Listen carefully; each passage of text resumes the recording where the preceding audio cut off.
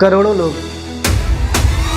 लाखों वाहन और सिर्फ कुछ सड़कें। महाकुंभ में आस्था पैदल चलती है और परेशानियां चार पहियों पर। कोई मोक्ष की प्राप्ति की तलाश में है और कोई दुकान लगाने की तलाश में है और कुछ लोग जाम में फंसे हुए हैं।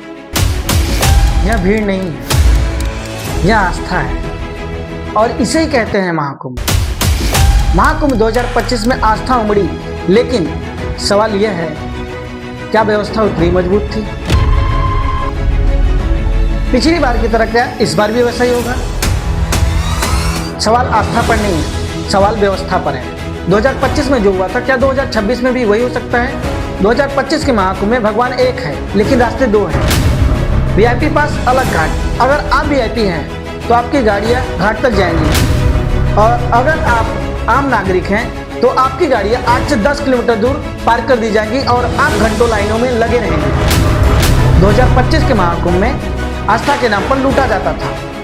10 रुपए का पानी का बटल वो अपने मनमानी करके चाहे जितने रुपए में देते थे। खाना, नाव, पूजा, ये सभी जगहों पर ऐसे ही लूट चलती थी जैसे कि पानी की बोतल। अब जरा इस रिपोर्ट को देखिए।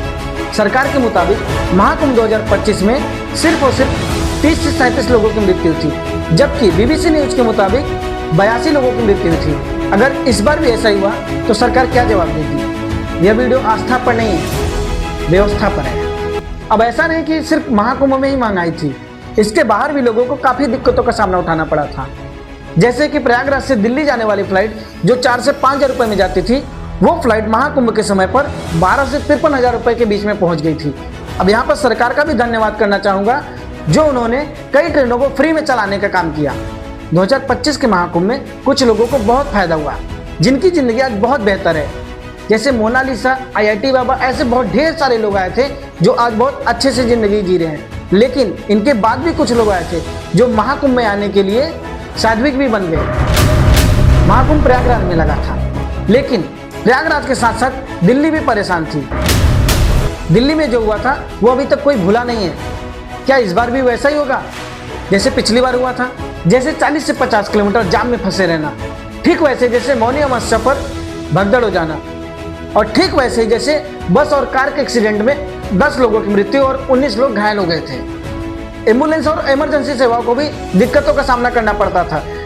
ट्रेन फ्री होने के बाद भी ट्रेनों में पैर रखने की जगह नहीं थी। सेलिब्रिटी, नेता और पॉलिटिशियन, इन सभी को अलग घाट और अलग रास्ते होते थे,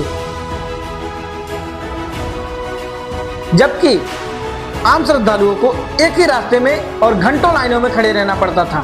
क्या इस बार भी वैसा ही होगा?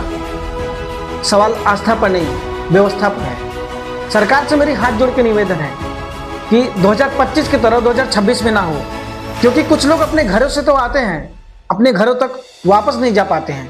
यह वीडियो किसी धर्म के खिलाफ नहीं है, बल्कि बेहतर व्यवस्था की मांग है।